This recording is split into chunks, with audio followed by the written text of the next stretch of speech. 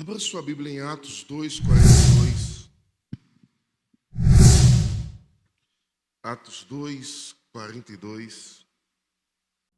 A oração, ela nos lança, segundo Richard Foster, ela nos lança nas fronteiras espirituais, nas fronteiras da vida espiritual. Ela nos conduz a uma vida de comunhão com Deus, um momento profundo, mas ao mesmo tempo elevado. É o que nos leva à santidade. A oração, ela leva você a um caminho de santidade, porque orar é vida. Orar é vida. Enquanto você tem uma vida com Deus, você ora, você se comunica. Não adianta você ter as doutrinas dos apóstolos, a comunhão, o partir do pão, e você não ter uma vida de oração. Quanto mais nos aproximamos de Deus, mais uma vida de oração nós temos. E o inverso também é verdadeiro. Quanto mais nos afastamos de Deus, menos tem uma vida de oração. A propósito, como é que está a tua vida de oração? Você tem orado ultimamente? Se não, é porque talvez você está se distanciando de Deus. Quanto menos você fala com Deus, isso mede, é uma métrica da distância que você está com Deus. Mas quanto mais você sente Ele, mais você fala. Você já ouviu aquela pessoa que fala assim: eu não sinto mais a presença de Deus? Faz tempo, pastor, que eu não sinto a presença de Deus. Toda ausência, toda perturbação tem uma causa, tem uma quebra de princípio. E quando nós quebramos um princípio, quando nós deixamos uma falta, nós sentimos o distanciamento. E isso cabe em todos os relacionamentos, e principalmente no relacionamento com Deus. São nos momentos de intimidades que passamos a desejar o que Deus deseja.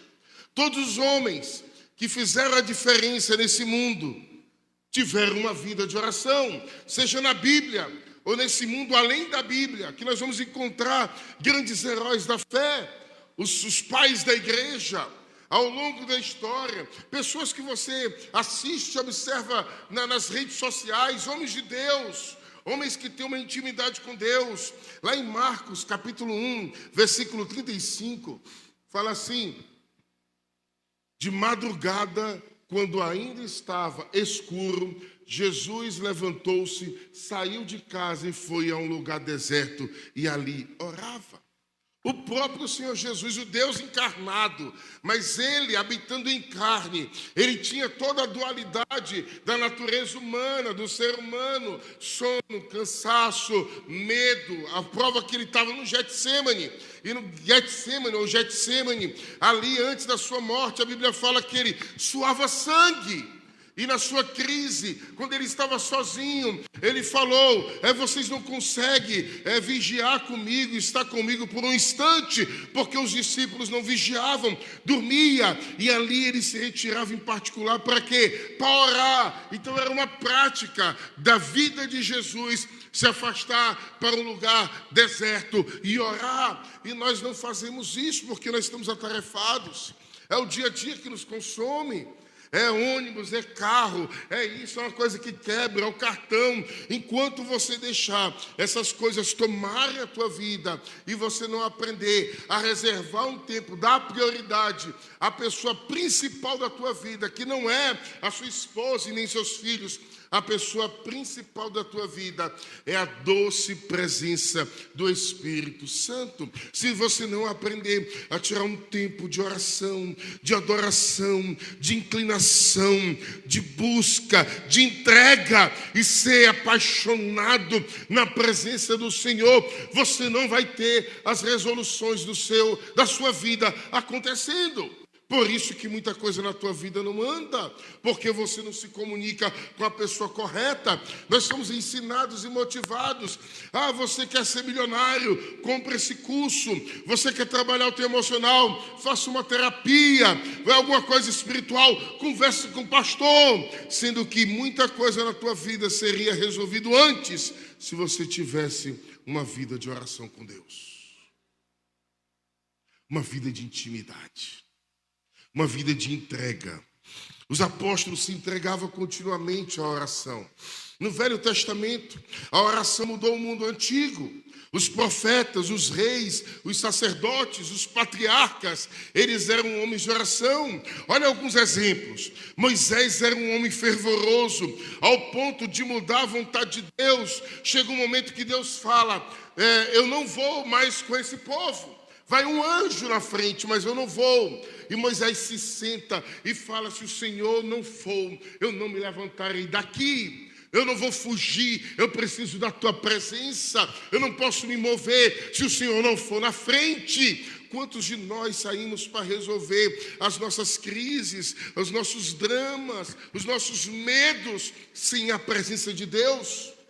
Queremos resolver a educação com o nosso filho, a crise conjugal, a crise em nossa empresa, a crise existencial, de identidade, e nós não colocamos Deus na frente, e nós não perguntamos, o Senhor está indo, é assim que o Senhor quer, o Senhor está direcionando, o Senhor está se movendo. Em oração Moisés fala, Senhor, deixa eu te ver. Aí Deus fala, você não pode me ver, se você me ver você morre. Faz assim, vá para a fenda da rocha, para a fenda, uma brecha, e eu vou passar, e ali você vai ver a minha glória. E aí a Bíblia fala que Moisés estava aqui na fenda da rocha, e Deus passa, ele viu as costas de Deus, ele viu para onde Deus estava indo. O mais importante do que você ver a face de Deus é você saber para onde Deus está indo, qual é a direção que Ele te leva. E as coisas não dão certo em nossa vida porque nós não temos direção. É uma crise de identidade que vem da paternidade que não funcionou em nossa vida. Um pai que abandonou, um pai que rejeitou, um pai que foi ausente. Mas aí no lugar de você, chega na igreja, chega na casa de Deus, no lugar de você passar nas fronteiras espirituais e buscar Deus de uma forma intensa e falar, Senhor, toma o lugar da ausência, do vazio do meu coração e me direciona e me mostra. Ele vai falar com você e vai te direcionar. Ele nunca vai se manter distante porque Ele é o teu Pai. Quando Jesus ele revela Deus como Pai. A Bíblia fala que quando ele foi julgado, ele fala, está aqui um homem que se fez filho de Deus. Ele foi julgado porque ele se fez filho de Deus. E ele falou que ele chamou Deus de Pai. Pai nosso que estais nos céus. Então ele é o teu Pai, ele preenche todas as lacunas da tua vida. O vazio existencial que está dentro do ser humano é exatamente do tamanho de Deus. Quando você deixa Deus entrar, o vazio é preenchido e em intimidade Ele vai te direcionar a um novo nível. Dê uma salva de palmas ao Senhor. Não me deixe só essa manhã. Não me deixe só essa manhã. Daniel, ele foi jogado na cova dos leões porque ele orava 3 vezes ao dia. Ele se entregava em oração profunda e intencional, porque ele orava em direção a Jerusalém 3 vezes ao dia. A Bíblia fala que ele dobrava o joelho e ele orava em direção a Jerusalém. Havia uma intencionalidade. Sabe o que acontece 100 anos depois? Porque quando Daniel estava fazendo isso, era mais ou menos 550 a.C. No ano 400 a 450 a.C., surgem 2 personagens chamados Neemias para restaurar o culto, para restaurar as muralhas, e Esdras para restaurar o culto. 100 anos depois, você é a resposta da oração de alguém que orou há 100 anos atrás. E existe uma geração que vai nascer que depende da tua oração. Os teus netos dependem da tua oração. Os teus bisnetos, a tua linhagem depende da tua intencionalidade da tua oração. Enquanto Daniel orava, foi lançado um decreto falando, quem estiver orando vai ser jogado na cova dos leões. Por quê? Porque o inimigo, ele sempre vai perseguir um homem e uma mulher de oração. E ele continuava orando, e aí ele foi lançado na cova dos leões. Ele era tão intencional que a oração dele foi ecoando por um século até alcançar Jerusalém e um novo povo que estava surgindo.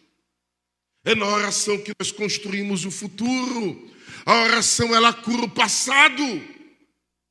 Muitos traumas, medos, muitas manias, muitas fobias que nós carregamos, nós só vamos resolver em oração. Você paga um terapeuta, nada contra terapeuta, tá bom?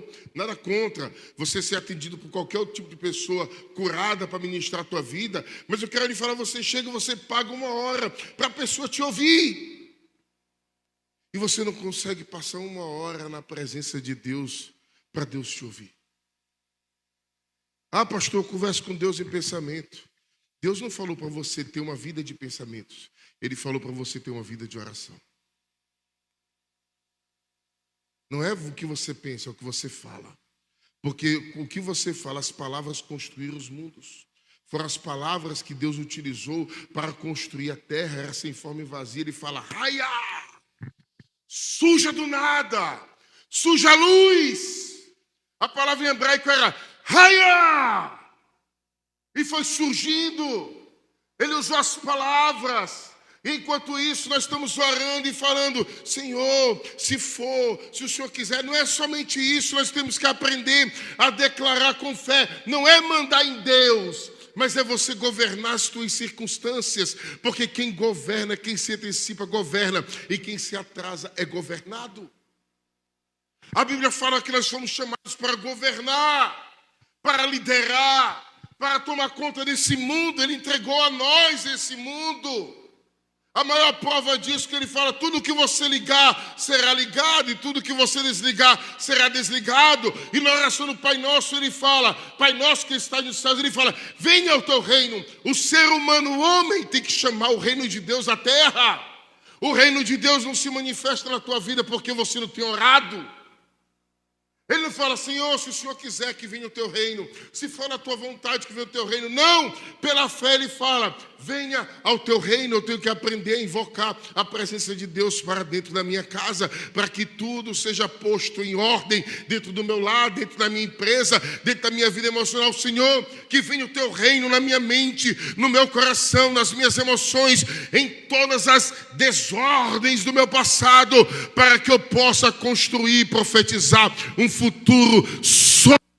futuro abençoado e real com a tua presença. Ana orava para ter um filho, consagrou o filho antes de ser atendido. Senhor, eu faço um voto contigo. Se o Senhor me der um filho, eu vou entregar ele na tua casa, no teu templo. Ele orava de tal forma, Júnior, que o sacerdote passou por ela e falou assim, você está bêbada, mulher. Você já está embriagada esta hora do dia. Porque a oração dela era tão contrita. Era com gemidos, era com soluços, era com quebrantamento. Parecia uma loucura. Uma oração extravagante sempre vai escandalizar gente fria e religiosa.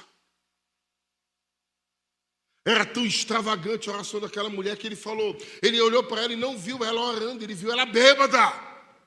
Porque pessoas incrédulas não vão entender. Eu me lembro nisso da minha fé. Eu com 19 anos convertido, eu orava. Eu gosto muito de orar de joelho. E eu orava de joelho com a testa no chão. E eu não tinha espaço para orar em casa. Minha casa era muito pequena. E meu pai sempre estava lá. E meu pai, que eu amo muito e sou muito grato, não tenho nada contra o que ele viveu. Eu digo um sim absoluto para tudo aquilo que ele era e para tudo aquilo que ele viveu no meu coração.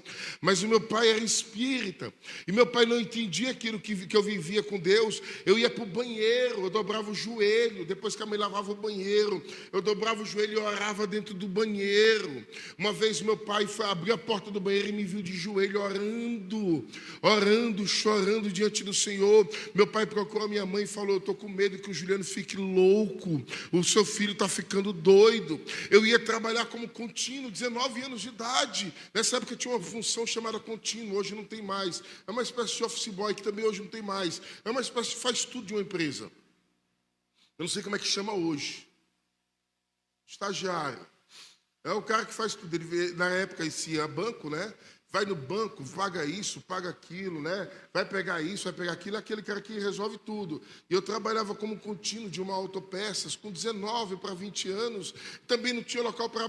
E como eu criei um hábito de orar no banheiro, eu chegava de manhã, lavava o banheiro... Só que eu usava era eu, então eu lavava o banheiro toda manhã, depois que eu deixava bem limpinho, na hora do almoço, no local de eu ir dormir, com 19 anos, eu dobrava meu joelho dentro daquele banheiro e começava, eu botava Sérgio Lopes. Meu Deus, hoje eu amanheci ouvindo Sérgio Lopes. Quando a força te faltar e a coragem te deixar e as lágrimas banharem o teu rosto, e senti a sensação de uma eterna solidão, esperando um futuro que passou. É exatamente assim quando tudo está no fim, quando já sofremos tanto no deserto.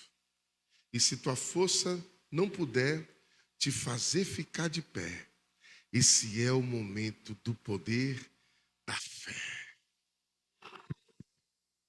E eu botava Sérgio Lopes, o amigo que eu encontrei. E eu chorava com 19 anos, apaixonado, intenso com meu Senhor. Porque não tinha nada mais precioso aos 19 anos, não tinha dorama. Não tinha nenhum programa de televisão, não tinha nada na internet que me atraísse, até porque não tinha internet nessa época, mas não tinha nada naquela época que mais atraía a minha paixão, a minha vontade, do que a presença doce do Espírito Santo que me envolvia.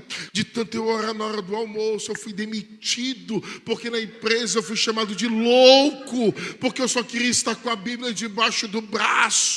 Isso era paixão, até que um dia um missionário veio lá de não sei aonde, olhou para mim e falou: eu vejo um pergaminho na tua mão, e Deus fala: coma deste rolo, porque com 19 para 20 anos eu recebi a profecia, tu serás um pastor. Mas aquilo foi em busca de oração, de intensidade com Deus. É quando as pessoas confundem como Ana e falam: é um louco, está ficando maluco, mas no fundo você é uma pessoa intensa, apaixonada, você é flamejante, porque você está pegando fogo. Tem alguém aqui que pega fogo na presença de Deus? Se expresse, se mova.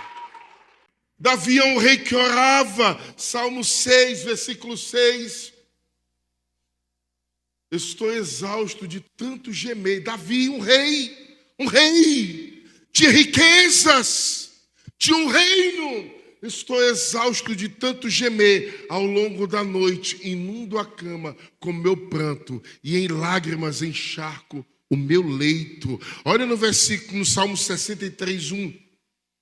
Salmo 63, ó Deus, Tu és o meu Deus, eu te busco intensamente, a minha alma tem sede de Ti, todo o meu ser anseia por Ti, em uma terra seca, como uma terra seca, exausta, sem água. Quer dizer, aí a gente olha para os crentes de hoje, eles não conseguem passar 10 minutos em pé orando, eles não conseguem passar 5 minutos, eles se enfadam, eles começam a olhar para um lado, olhar para o outro, e eles não entendem o que estão sofrendo, o que estão passando. Que hoje de manhã nós vamos falar sobre isso. Mas as pessoas se cansam muito rápido. Salomão obteve sabedoria em resposta de oração, quando ele passou um dia sacrificando, como o pastor falou, de semeadura e colheita. Ele passou um dia sacrificando, manhã, tarde e noite.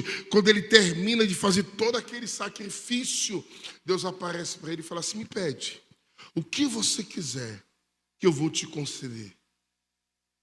O quanto você está sacrificando para chamar a atenção de Deus? Qual é o teu sacrifício? Vem a imersão de casais. Não, eu não vou porque eu não posso, não tenho dinheiro. Eu não quero, é muito caro. Vai vir a jornada que vai acontecer daqui a 2 meses, que vai ser o maior evento deste ano. Vai ser tremendo e forte. Não, eu não sei, porque é muito... Porque o quanto que você sacrifica para estar na presença de Deus. Deus chega para ele e fala: pede-me o que você quiser. Ele podia ter pedido mulher, riqueza, ele podia ter pedido mais território conquistado, ele podia ter pedido as nações. Mas ele falou: Senhor, eu quero sabedoria para julgar. Eu quero só entendimento, eu quero só inteligência para poder lidar com o povo. E Deus acrescentou muito mais a Salomão. E nós não estamos dispostos a sacrificar. Eu estou muito cansado, eu tenho que terminar aquele seriado na Netflix. Eu tenho que terminar meus afazeres de casa. Eu passei o dia fazendo uma faxina. Eu olhei para a Michele, pastor, domingo, se eu pudesse eu passava o dia na igreja. Eu falei: eu também. Mas eu me encontro aos 46 anos de idade, vivendo um amor à segunda vista. Porque eu aprendi a olhar para Deus de uma forma totalmente diferente e me apaixonei muito mais com a essência desse ser que se relaciona comigo, está comigo o dia inteiro. Dê uma salva de palmas ao Senhor. Jonas, após fugir do propósito, ele fez uma oração em Jonas 2:3 e disse: no meu desespero, eu clamei ao Senhor e Ele me respondeu. Olha aqui, do Seol. Em outras traduções, que talvez você tenha aí, ele fala assim, do inferno. Porque Seol é uma das palavras para inferno. Do Seol eu gritei por socorro. Do inferno eu gritei por socorro. Porque você não tem que orar, Júnior, quando tudo está bem. Não é quando tudo está bom, não. Você tem que orar quando em todo momento. Davi, ele orava enquanto era rei. Já Jonas, ele grita de dentro do inferno. E ouviste o meu clamor. Próximo versículo. Lançaste-me nas profundezas, no coração dos mares, porque ele tinha sido engolido pelo peixe, e as correntezas formavam um turbilhão ao meu redor, e todas as tuas ondas e vagalhões passaram sobre mim. Jonas, ele orava na profundeza da sua crise. Quem nunca passou por uma crise, pensou em desistir, pensou em abandonar, pensou em dar fim à própria vida? Quem nunca parou e falou: meu Deus! Quem nunca se trancou talvez você nunca se trancou, e eu quero te dar aqui uma solução. Tem momentos na nossa crise que ela é tão profunda, ela é tão terrível, que você precisa se trancar em um local sozinho. E às vezes você não vai conseguir falar, você vai conseguir chorar. Mas é nesse momento que o Deus, ele quer arrancar de ti o grito mais intenso da sua alma. Eu me lembro quando eu fui pastorear a minha primeira igreja, eu estava construindo um prédio para 600 pessoas sentar. Eu estava em desespero porque as coisas pareciam que não estavam andando. Eu me lembro que eu entrei na sala infantil, que era a única sala com ar-condicionado. Tranquei lá de manhã e ela era toda forrada. Eu podia fazer e falar o que eu quisesse, que ninguém ia ouvir. E eu me tranquei naquela sala, dobrei meu joelho, e eu só gemia diante do Senhor. E ali eu dei um grito tão grande. Eu não sabia o que falar, eu não sabia o que dizer, nem o que pensar de tão desespero que eu estava. Eu só gritava, porque o grito naquele momento era uma libertação na minha alma. Talvez você nunca esteve nas profundezas do inferno, mas talvez um dia você chegue lá, e quando você chegar lá, não deixe de orar, não deixe de clamar, não deixe de gemer, não deixe de chorar. E se você tiver que gritar, grite. Vão chamar e dizer que você é louco, mas você vai permanecer constante diante do Senhor, porque no fundo do poço, no local mais escuro que você estiver, o Senhor, ele vai encontrar você, ele vai estender a mão. Lembra de Pedro? Ele começa a afundar e ele fala: Senhor, socorro! E daí Jesus vai lá e estende a mão e puxa ele lá da profundeza, porque é da profundeza que você está que Deus vai estender a mão e vai te levantar e te colocar em lugares altos. Diga amém. Elias, lá em Josué 10, no dia em que o Senhor entregou os amorreus aos israelitas, Josué exclamou ao Senhor na presença de Israel: sol, pare sobre Gibeon, e você, ó lua, sobre o vale de Aijalon. O sol parou e a lua se deteve. Ele não falou, sol, pare, Senhor, se for da tua vontade esse sol parar. Lua, pare, mas Senhor, mas se for da tua vontade essa lua parar. Ele fala, sol, pare, lua se detenha. O sol parou e a lua se deteve, até que as nações vingassem dos seus inimigos. Isso está escrito no livro de Jassar. O sol parou no meio do céu e por quase um dia inteiro não se pôs. E foi aonde? Até que as nações vingassem dos seus inimigos. Foi no meio da guerra. No meio da sua guerra, você tem que se levantar com autoridade. Porque você é filho de Deus. Porque você tem autoridade. Ele te deu autoridade sobre serpentes e escorpiões, para você pisar em serpentes. Ele te deu autoridade para você profetizar e declarar. Ele deu autoridade para você expulsar demônios. Você não precisa ter medo e falar, Senhor, em nome de Jesus, se for a tua vontade, expulsa esse demônio. Senhor, se for a tua vontade, repreende o mal da minha casa. Não é isso, é vontade dele que você tenha uma vida abundante. Então aprenda a declarar e a dizer, em nome de Jesus, levanta-te, anda. Em nome de Jesus, demônio, eu te dou uma ordem. Saia da minha casa, saia da minha empresa, saia da minha família. Eu não aceito essa enfermidade, eu não aceito esse mal. Pastor, ele vai curar toda enfermidade? Não, porque tem enfermidade que é tratamento de Deus na tua vida. Tem problema que vem para você tirar uma lição.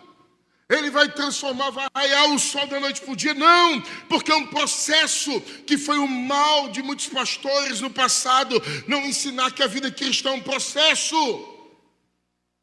Em algumas pessoas pode ser um ano, um mês, um dia, mas para algumas pessoas vai levar 12 anos, como Jacó, para viver uma reconciliação com o seu irmão, 40 anos como Moisés, para sair de Midian. Moisés foi 40 anos. Então alguns processos na tua vida não vai ser da noite para o dia. Ah, porque o pastor Juliano, as coisas estão acontecendo. Pastor Elton, parece que tudo é flores, tudo é bom. Pastor Elton vive sorrindo. A vida do pastor Elton é muito boa. Veste a capa dele, para ver se tu aguenta.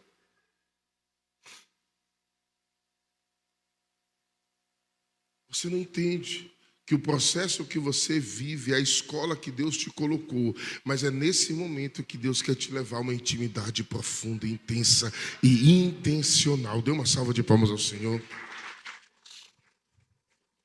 Se eu for falar do Antigo Testamento todo, a gente vai ter que falar de Abraão, de Ló, de Eliezer, de Isaac, de Jacó, de Sansão, de Elias, a oração de Ezequias, a oração de Jabes, de Josafá. Mas a gente não pode ficar no Antigo Testamento. Vamos lá para o Novo. Quando chegamos no Evangelho, lá em João capítulo 15, versículo 7. Se vocês permanecerem em mim e as minhas palavras permanecerem em vós, vocês pedirão o que quiserem e serão concedidos. Simples. Pastor, por que eu peço e não acontece? Você está permanecendo em Deus? Ei, teus olhos, Deus, eu estou falando justamente daquela pornografia que você assiste. Eu estou falando daquele filme imoral que você assiste. Teus ouvidos permanecem em Deus. Eu estou falando daquela fofoca que você gosta de ouvir. Ou você gosta de falar? Que você se apressa a criticar outras pessoas, a falar mal de outras pessoas. Você se apressa a falar o mal, a ser pessimista. Todos se levantam. O pastor falou de Elias, se vitimizando. Porque você pode ser no processo dos seus relacionamentos a vítima, o vilão, o herói. E você tem que acordar todo dia decidindo o que você vai ser naquele dia. A vítima. Meu esposo me bateu. E eu me torno vilão quando eu falo, fui lá e passei um par de chifre nele. Você se torna vítima e vilão ao mesmo tempo. Meu esposo, ele me traiu, a vítima. E o vilão, eu fui lá e traí ele com um amigo dele. Se tornou vilão. E o herói? Meu esposo me traiu, o herói, eu fui orar ao Senhor. A minha empresa está em crise. Eu fui encher a cara. Você sai de vítima para vilão. A minha empresa está em crise. O que é que você fez? Eu fui guerrear por ela, fui orar ao Senhor. Porque é assim que eu venço as minhas guerras. Eu só venço as minhas guerras de joelho no chão. Meu filho está me dando trabalho. O que é que eu vou fazer? Vou dar uma surra nele. Não preciso. Eu preciso ajustar minha comunicação e ter uma vida de oração. Meu casamento está em crise, vou me separar e vou arranjar uma novinha. Não é isso. Você ajusta a tua forma de você observar a sua esposa, a sua forma que você comunica, e você decide ser o herói orando, buscando ao Senhor, praticando os bons atos, mas uma vida em oração. Eu estou para ver um homem e uma mulher que tem uma vida em oração, que não tenha resultado em sua vida. Os grandes homens, John Wesley, Jonathan Edwards, e outros, Lutero, ele falava assim: eu tenho tanto para fazer que eu não consigo passar menos do que 3 horas por dia em oração. Homens de Deus que marcaram uma época, eles foram nutrindo a vida deles com uma oração. Quando nos conectamos em oração, nós refletimos a natureza de Deus, nos envolvemos com o Espírito Santo. Tenho que ter consciência que aquele que enche os céus, ele pode encher o meu quarto. Ele pode encher o meu carro. Ele pode encher a minha casa. Em oração somos visitados por anjos. Isso está na Bíblia? Tá. Daniel orou 21 dias. O que foi que aconteceu?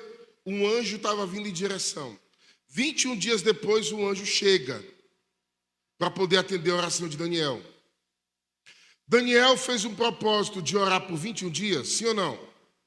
Não. Ele fez um propósito de orar. É porque o anjo chegou a 21 dias. Se fosse 50 dias, ele teria orado por 50 dias. Se fosse 10 dias, ele teria orado por 10 dias. O anjo chega, o que é que o anjo fala para ele? A primeira coisa que o anjo fala para ele: desde o primeiro dia, a tua oração foi ouvida. Porém, quando eu estava a caminho, o principado da Pérsia entrou no meu caminho e começou a guerrear para a tua bênção não chegar. E foram 21 dias de batalha para chegar até você. Ei, escute. Tem bênção que você não recebe porque você desistiu. Porque eu não tenho que orar por 7 dias. Eu tenho que orar até acontecer. Eu não tenho que orar por 21 dias. Eu tenho que orar até acontecer. Daniel, ele ora até o anjo chegar. E o anjo declara: desde o primeiro dia. Então existem principados e potestades no reino espiritual que estão, demônios que estão fazendo de tudo para que a tua bênção não chegue. Que estão guerreando contra os anjos de Deus para aquilo que você está pedindo em resposta à oração não chegue. Os anjos, eles são enviados em nossa direção, em resposta de oração. Quer ver outro texto bíblico que fala sobre isso no Novo Testamento? Pedro estava preso. Os irmãos estavam orando na casa da irmã Maria. Eles estavam orando. Pedro é solto. Um anjo vai lá e solta Pedro. Pedro, ele sai e vai lá para a casa onde estava tendo oração. A irmã vai lá, abre o portão, o que é que ela faz? Ela abre a porta, olha e fala: é um anjo. E ela entra. Ela chega, ela fecha a porta, ela entra e fala assim: tem um anjo de Pedro aí fora. Por quê, Camila? Porque anjos era comum na manifestação de oração. Isso está no Novo Testamento, não está no Velho. Porque a gente pode falar: não, aconteceu no Velho. Não, está no Novo Testamento. Um anjo foi lá, abriu a porta, e eles confundiram Pedro com um anjo, porque era habitual a visitação de anjos. Nós não temos mais visitações porque nós não oramos como deveríamos orar.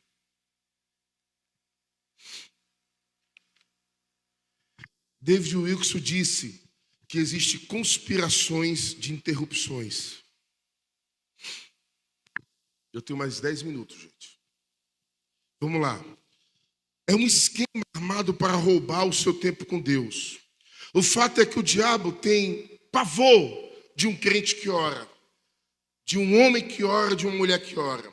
O inferno se abala diante do seu servo de joelhos. Uma pessoa que busca Deus será atacado por interrupções malditas. A sua luta é manter uma vida de intimidade.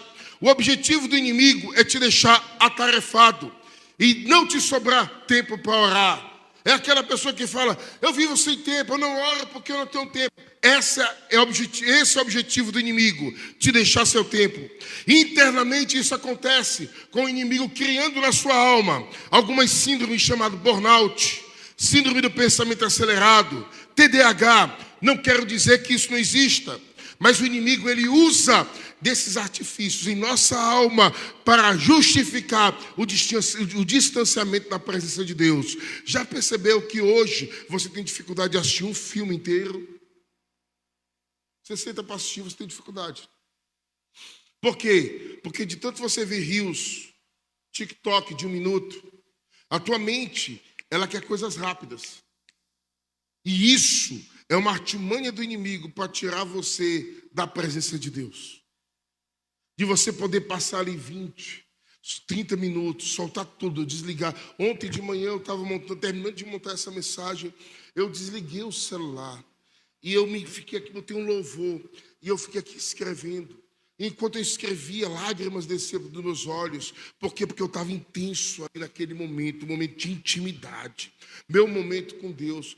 Quantas vezes a semana você desligou o seu celular, se trancou no seu quarto e falou, ninguém me perturbe, porque eu estou indo me encontrar com o meu Senhor. Não me responda. Pois é, nós precisamos começar a fazer isso. Porque a gente tem tanta coisa para fazer e a gente não percebe que isso é uma artimanha do inimigo para você chegar no final do dia e falar, estou cansado, Senhor, me perdoa, sei que o Senhor entende, e dormir. É isso que o diabo quer. Quanto mais distante de Deus, mais perto do pecado você vai estar. Estamos cansados, nada pior do que uma pessoa cansada. Ele coloca tudo em risco, ele coloca tudo à sua volta em risco. Se até o Senhor descansou no 7º dia, quem somos nós para não aprender a tirar um tempo reservado com o Senhor? Tem uma canção antiga que fala, é meu, somente meu, todo o trabalho. E o teu trabalho é descansar em mim.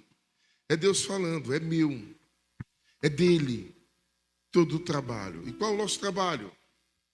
É descansar nele. Isso é forte. E a gente não descansa.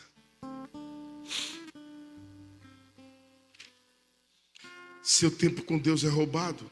Escolha a melhor parte. A Bíblia fala de Marta e Maria. Enquanto Marta estava fazendo os afazeres de casa, Maria estava nos pés de Jesus. E Marta fala, não te incomoda ver minha irmã sentada aí aos teus pés, enquanto eu estou aqui lavando, passando, arrumando, trabalhando, tomando conta de criança, fazendo as coisas que eu tenho que fazer. E aí Jesus olha para ela e fala, Marta, tua irmã escolheu a melhor parte. Precisamos tomar o nosso lugar e a nossa posição.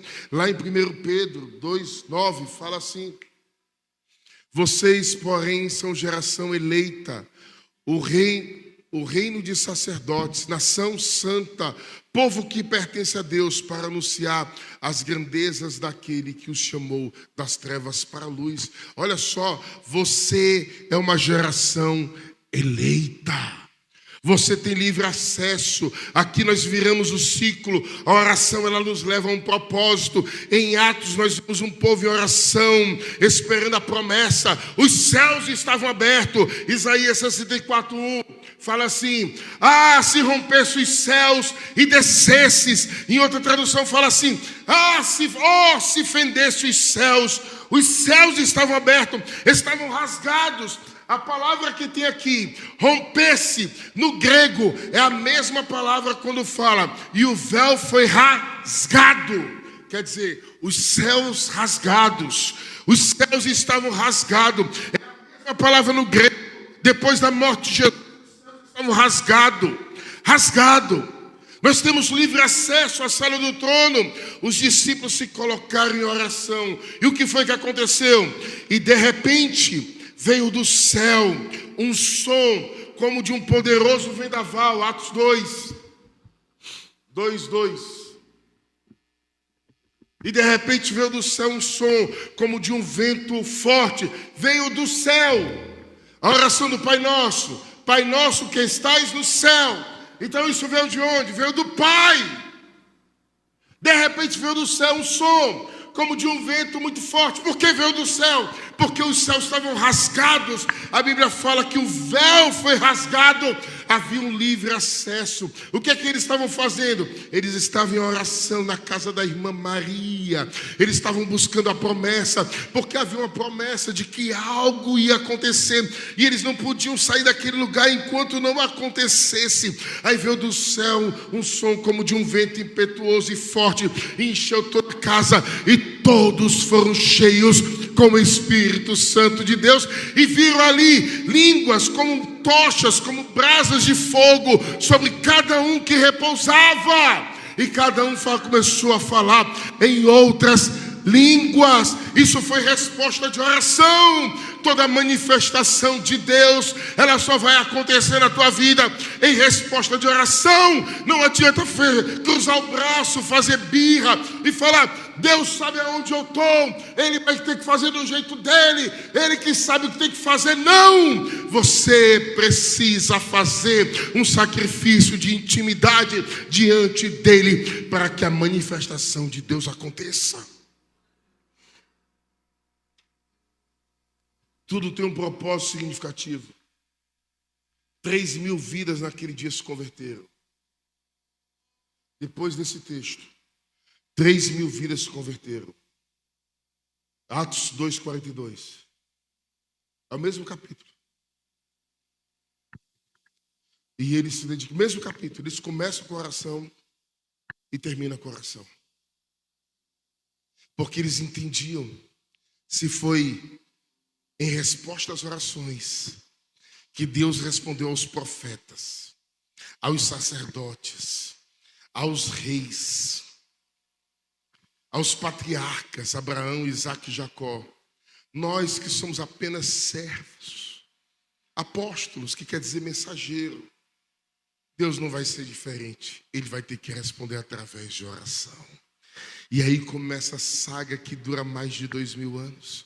Você é a resposta dessas orações que começou há 2.000 anos atrás. E eu quero dizer que esta manhã Deus vai mudar o ciclo na tua vida e vai começar uma nova etapa, porque você, a partir de hoje, vai começar a ter uma vida de oração. Vamos ficar em pé.